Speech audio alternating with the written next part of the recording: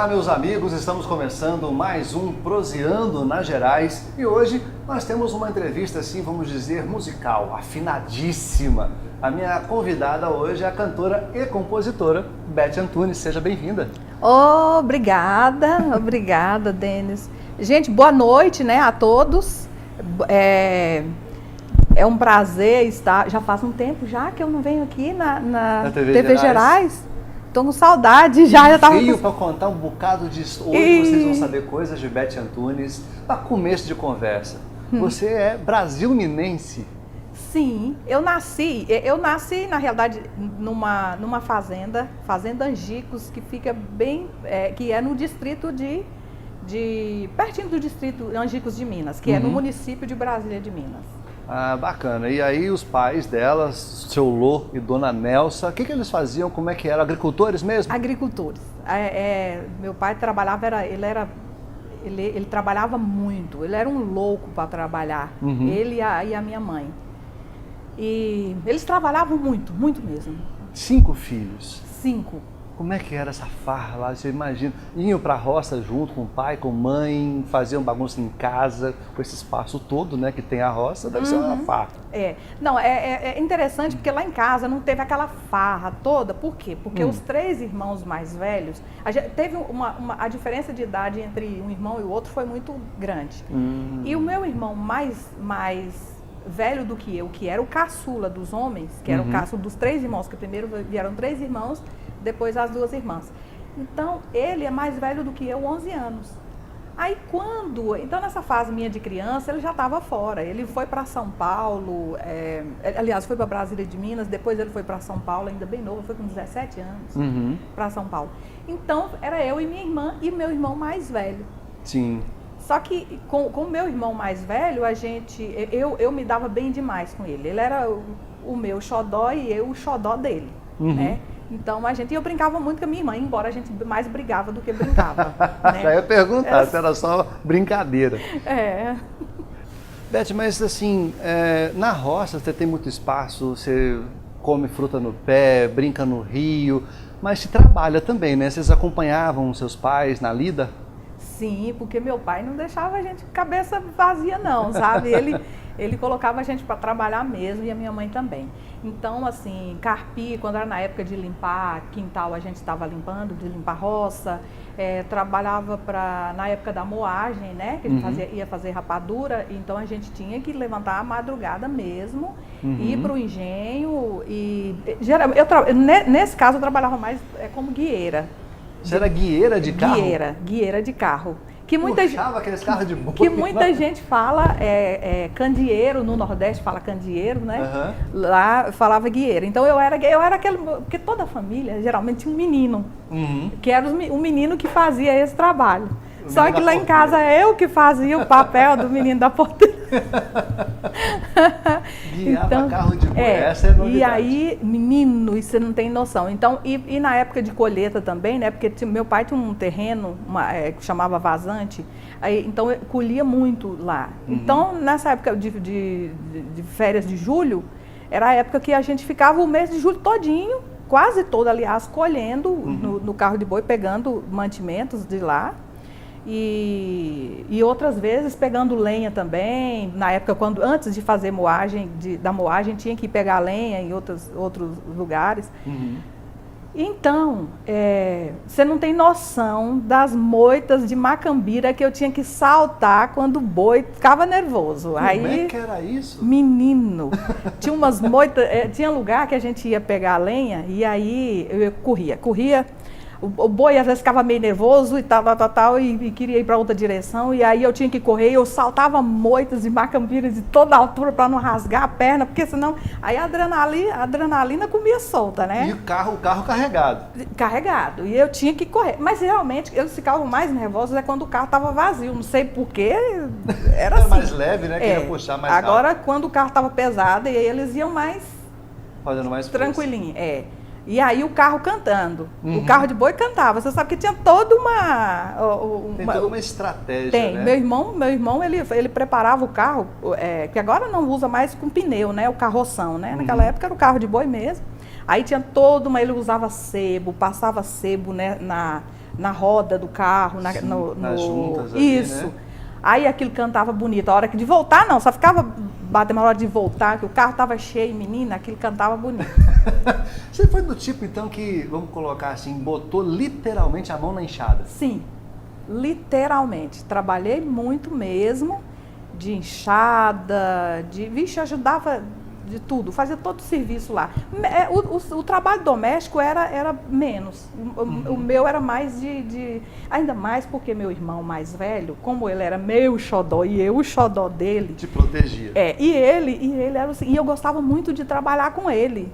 Aquilo era uma satisfação enorme, então eu estava sempre junto, porque quando a gente viajava, quando a gente ia carrear ou ia fazer qualquer trabalho que eu ia fazer junto com ele, a gente ficava cantando os dois. Já começou daí, vocês estão percebendo que começou daí o tino da cantoria. Mas antes de chegar lá, você falou aí que os bois ficavam meio nervosos. Eu fiquei sabendo que teve uma vaca que não foi muito com a sua cara. Que história que foi essa? Moço, voltando a falar de adrenalina, né? É uma história engraçada. Uma vez uma vaca correu atrás de mim lá na roça, mas essa vaca correu, mas pensa numa pessoa assim que arregalou.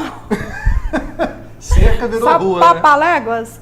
Aí, porque quando você vai subir numa árvore normal assim, você sobe aqui com passeio. Não, você não vê. Leva no peito. Você não vê em que instante que você sobe. A vaca, aí eu fiquei de lá gritando, mãe, lá. Porque lá em cima da árvore, gritando, a vaca quer me pegar, a vaca quer me pegar, menina. O que você aprontou com essa vaca para ela sair atrás de você? Não sei. É umas coisas engraçadas. Assim. Você foi do tipo moleca, então, né? Sim. Bem mais um dos meninos da família. Sim, eu era bem moleca. Bem moleca mesmo. Tinha alguma...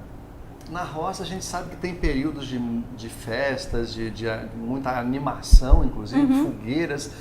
Qual era o período do ano que você mais gostava, assim, na roça? Era São João. São João. São João, assim, marcava história demais. Porque, assim, essas datas especiais como Natal e Réveillon, elas pra gente não eram muito significantes.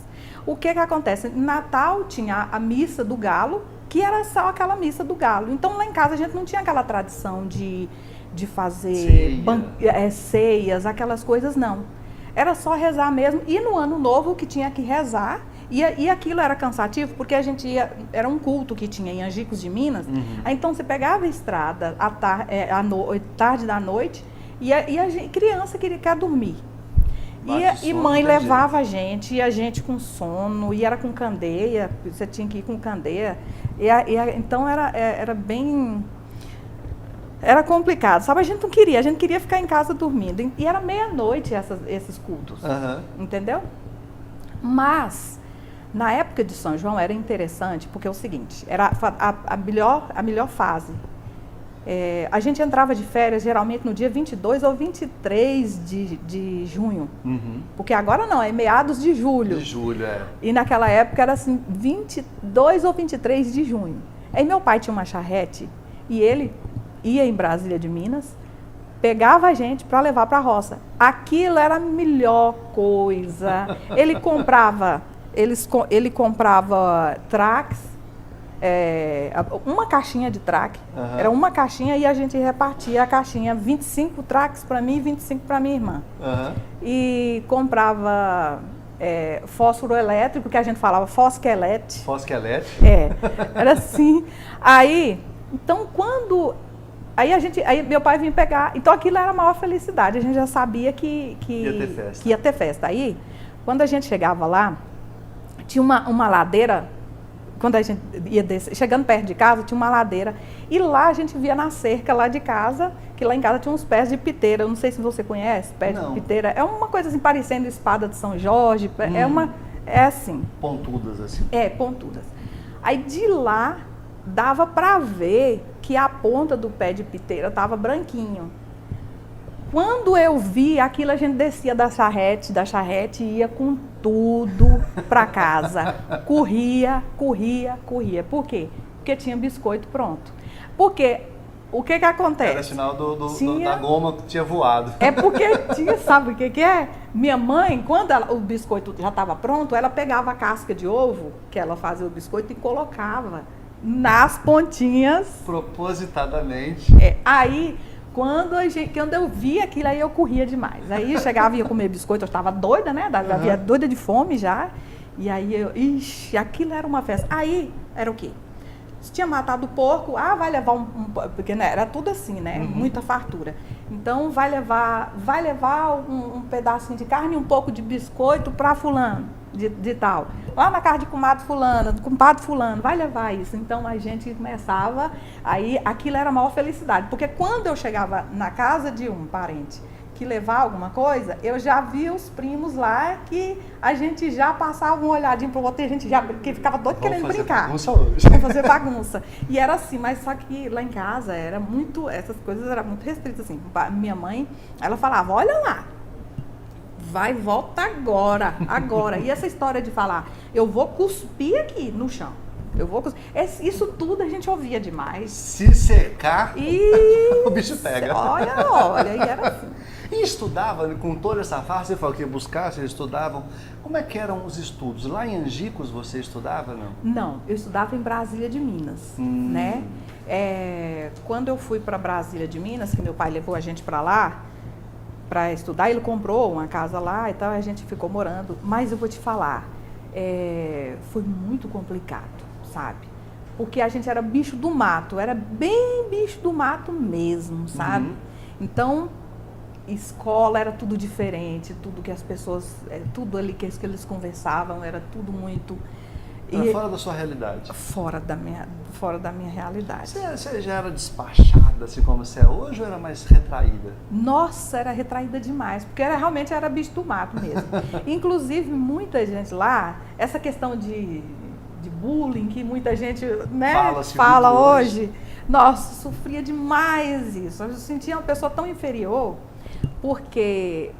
E era assim, eles caçoavam do jeito de vestir, caçoavam do jeito de falar, eles caçoavam de tudo, sabe?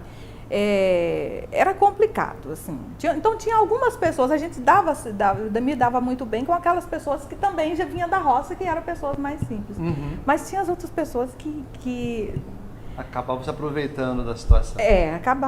Fazia chacota, tudo que a gente que falava era motivo de chacota e aquela coisa toda. Então aí eu ficava mais ainda, então lá eu me fechava. E o pior, uma das coisas piores é o seguinte, porque quando a gente foi para Brasília de Minas, 2 irmãos tinham casado e a gente ficou na casa desses irmãos e a minha mãe foi para a roça. Você imagina a falta que a gente sentia da minha mãe. Estava no pé na barra da saia o tempo todo, né? Muita falta da minha mãe. Tinha dia que era assim, ela chegava para ver a gente e a gente não sentia em casa, né? Era na casa da gente, mas a gente não sentia em casa. E ela chegava para visitar a gente e tal. Depois ela ia para a roça, então tinha dia que ela levantava à madrugada. E ela ia de pé, porque lá costumavam muito ir de pé. 18 quilômetros. Ela ia de pé, depois que meu pai arrumou a charrete, tal, então quando era menor era de pé. Aí, então, nessa época, quando eu acordava que minha mãe não estava, você não imagina o desespero. Chorava, mas era um desespero e era assim, eu ficava tão chateada com ela, tão chateada. Mas era aquilo me doía, sabe? Porque eu queria ficar com ela, entendeu? Sim. Olha, gente, a gente vai para o intervalo. Eu ia comentar aqui a respeito das rezadeiras e dos aboiadores, dos aboios da região, que já foi as primeiras notas musicais que Beth foi conhecendo e se aprimorando. Mas vamos dar um intervalinho rápido, já a gente volta, mas intervalo com cantora não dá para fazer sem música. Um trechinho de uma música que você curta, uma música gostosa, uma música que você sempre canta quando te pedem. Tem cada música assim que o pessoal pede que igual tem juntos vamos esquecer tudo que doeu em nós, nada vale tanto pra rever. Não sei se você lembra, é uma música do Geraldo Azevedo. Ai, é tanta coisa linda assim. Então a gente sempre tá Às vezes me dá um branco e eu esqueço. Então vamos cantar uma pra gente encerrar o bloco. Vai, puxa uma outra aí pra gente encerrar o bloco. Espera aí. Vamos lá, vai, puxa ela na cabeça. Quando a lama virou pedra e Mandacaru secou, quando a ribação de sede bateu asa e voou, foi aí que eu vim embora, carregando a minha dor. Hoje eu mando um abraço pra ti, pequenina. Paraíba masculina, mulher macho, sim senhor. Paraíba masculina, mulher macho, sim senhor.